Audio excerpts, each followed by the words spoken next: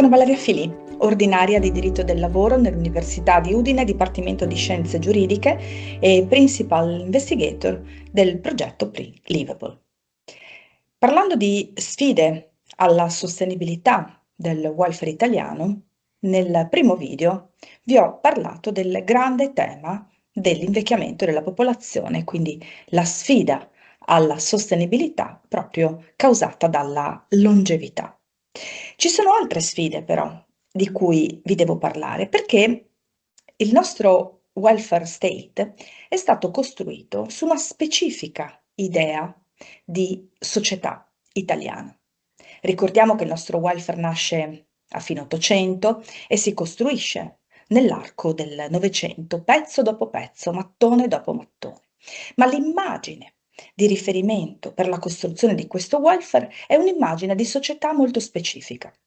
Innanzitutto i lavoratori e le lavoratrici, che sono il riferimento del sistema di welfare, in particolare del sistema previdenziale, quello collegato all'attività lavorativa, sono lavoratori e lavoratrici tendenzialmente subordinati, questa è l'idea fondativa.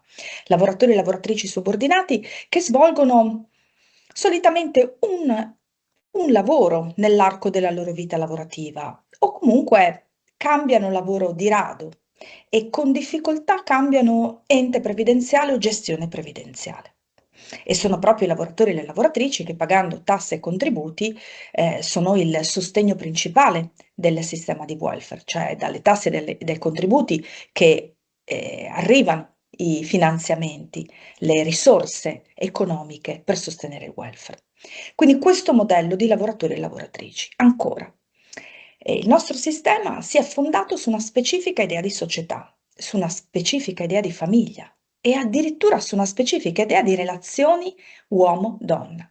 Certamente basta pensare alla scarsità dei servizi sociali che noi abbiamo per quello che riguarda l'infanzia, i minori in generale, basti pensare che la scuola finisce a giugno e ricomincia a settembre, i doposcuola, i centri estivi. Ecco, la carenza di tutti questi servizi nasce da un'idea di famiglia che oggi non c'è più, ma che era l'idea della famiglia patriarcale, allargata, in cui esisteva sempre una donna che stava a casa e che poteva occuparsi degli minori, degli bambini, degli adolescenti in generale, degli anziani, delle persone non autosufficienti, dei disabili.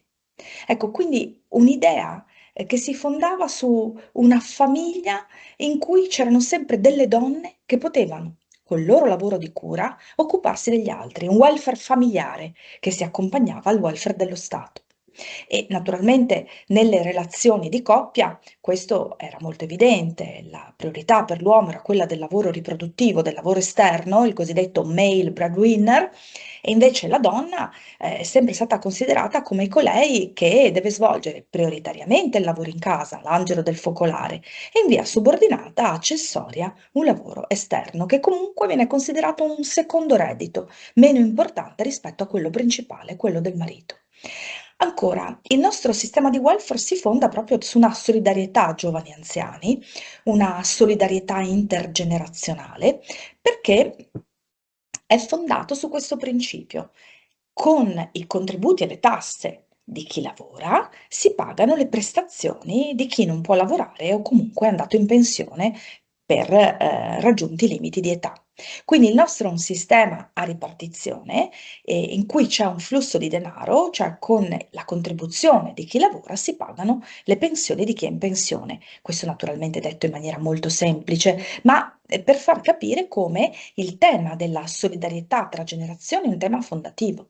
I giovani che contribuiscono al welfare col loro lavoro, quindi con i loro contributi e le loro tasse, hanno la fiducia che le future generazioni faranno lo stesso e quindi la solidarietà tra generazioni diventa veramente fondativa ed è una sorta di patto sociale, una base su cui si è instaurato questo meccanismo.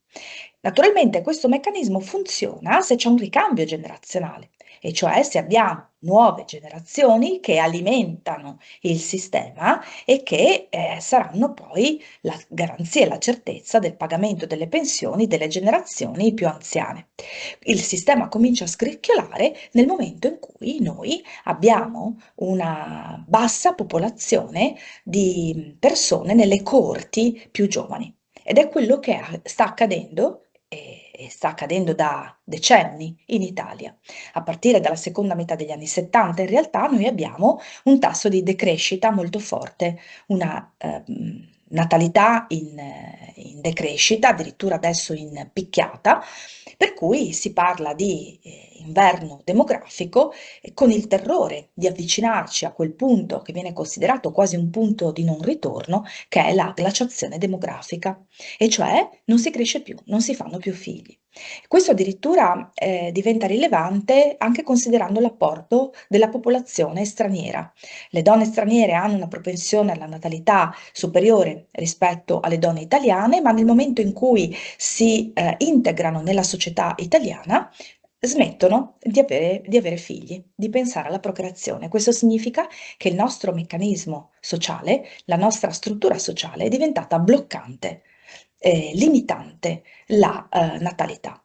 Questo per una serie di fattori. È chiaro che ci sono stati cambiamenti nella società molto forti che il legislatore non è riuscito ad interpretare in maniera adeguata e questo ha portato a continuare a basarsi su un sistema di welfare che è fondato e risponde ad esigenze di una società che non è più quella di adesso.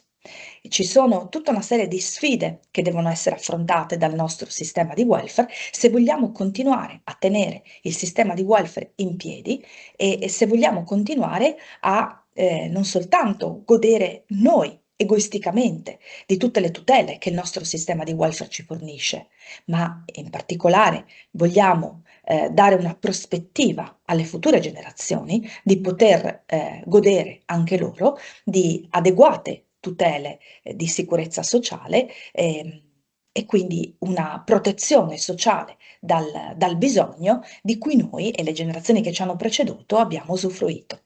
Dobbiamo riflettere su queste tematiche e vi farò ancora alcune considerazioni nella prossima puntata. Intanto grazie per l'attenzione.